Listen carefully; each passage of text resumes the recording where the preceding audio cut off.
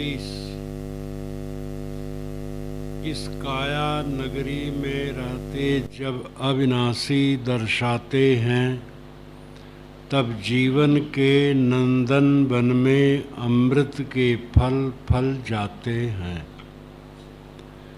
दुख के हैं स्रोत वहाँ जिनमें अविवेक, अबोध, अभीप्सा है, ममता है, कलह, कल्पना है, इंद्रिय भोगों में लिप्सा है।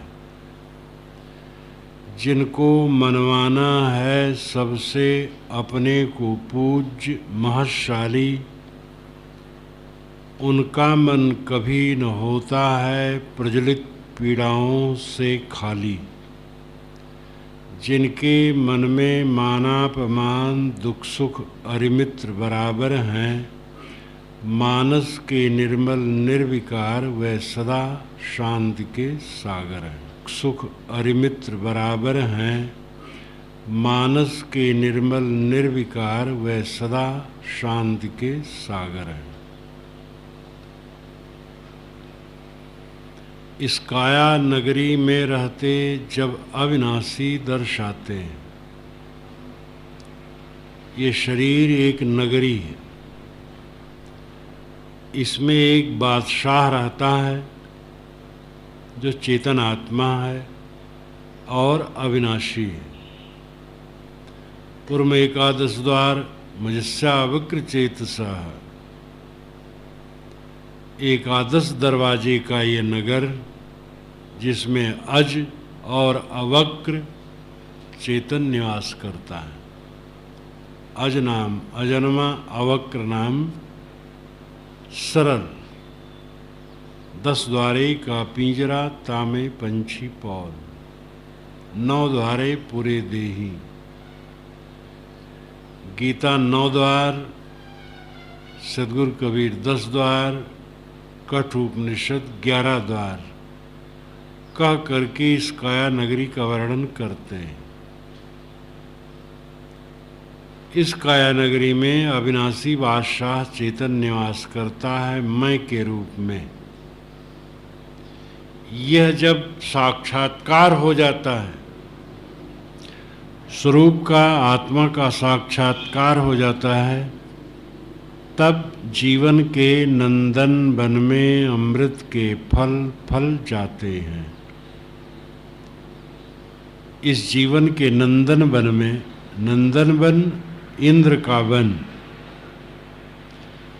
स्वर्ग में इंद्र रहते हैं, उनके वन का नाम है नंदन वन। बड़ा सुखद, वो तो काल्पनिक है, लेकिन अविनाशी के बोध में जो रमते हैं उनके जीवन में नंदन वन प्रफुल्लित होता है और उसमें अमृत के फल फलते हैं। इन अलंकारों के बीच में अर्थ हुआ, जो अपने को देह नहीं मानता, अविनाशी शुद्ध चैतन्य मानता है, वो सदैव आनंदित रहता है। दुख के हैं स्रोत वहाँ जिनमें अविवेक, अबोध, अभीप्सा है, ममता है, कलह, कल्पना है, इंद्रिय भोगों में लिप्सा है। दुख का स्रोत वहाँ है जिनमें अविवेक है, स्वरूप का बोध नहीं है, जानकारी है, उपयोग नहीं है, अबोध है, अज्ञान है, अभीप्सा है। अभीप्सा यानी सांसारिक लालसाएं, इंद्रिय भोग, मान, पद, प्रतिष्ठा, ये सब की अभीप्सा जिसके अंदर में है, वहाँ दुख के स्रोत हैं। ममता है, प्राणी पदार्थों को अपना मानने का हठ है।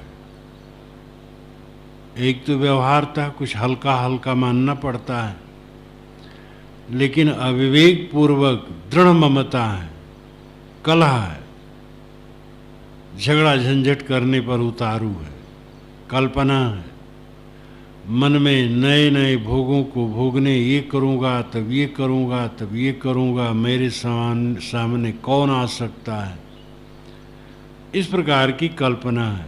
और इंद्रिय भोगों में लिप्सा, इंद्रिय भोगों की आकांक्षा है। ऐसे सारे विकार जिसके चित्त में होते हैं वहाँ दुख के स्रोत होते हैं। निरंतर उनके मन में दुख बहता रहता है। जिनको मनवाना है सबसे अपने को पूज्य महत्शाली, उनका मन कभी न होता है प्रज्वलित पीड़ाओं से खाली।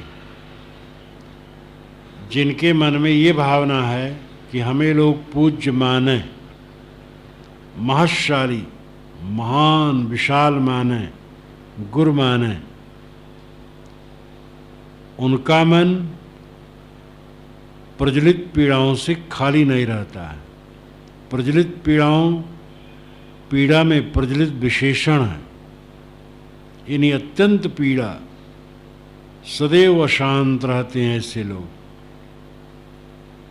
जिनके मन में मानापमान दुख सुख अरिमित्र बराबर हैं, मानस के निर्मल निर्विकार व सदा शांति के सागर हैं। जिनके मन में मान और अपमान समान है, मान मिला अपमान मिला, जैसी जिसकी बुद्धि है कर दिया, उसमें हमें क्षोभित होने की क्या आवश्यकता है।